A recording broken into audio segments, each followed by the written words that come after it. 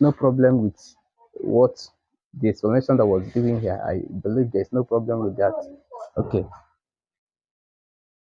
let's look at this.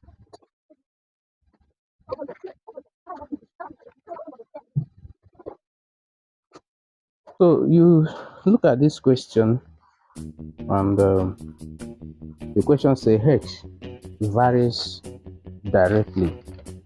H varies directly as P and inversely as the square of Y. Yeah, you can take note of that. So let me write it. H varies. H varies. Where is it again? Where is it again? H varies directly. Directly. And inversely. Inversely as square. Inversely as square of Y. If H. If H is 1 and P is 8 and Y is 2. So find H in terms of P and Y. Find H in terms of P and Y.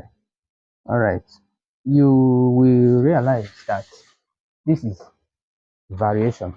This is variation. And what we want to do is to bring the idea about direct variation and inverse variation together, which we call the joint variation. So if you look here, it says H varies directly as P, and that's written as H varies directly as P simply means H is equal to Kp, where K is the constant of proportionality, and then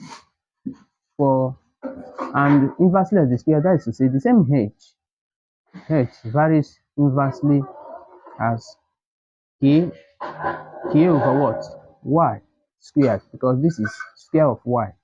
Okay, so you can write it as H is equals to K over Y squared. Now, if you bring these two together, you'll be having H equals to Kp over Y squared. All right, we can substitute the values. H is 1 equals to P is 8, so that is to say we have 8K over 2 squared. So this is obviously 1 equals to 8K over 4. So if you cross multiply here, you have 8K equals to 4. You divide both sides by 8, so you have K equals to 4 over 8. So obviously you are going to have K equals to 1 over 2. So finding H in terms of P and Y simply means write H equals to whatever that K is here is 1 over 2. Then in bracket P all over Y squared. So this is H equals to P over 2Y squared.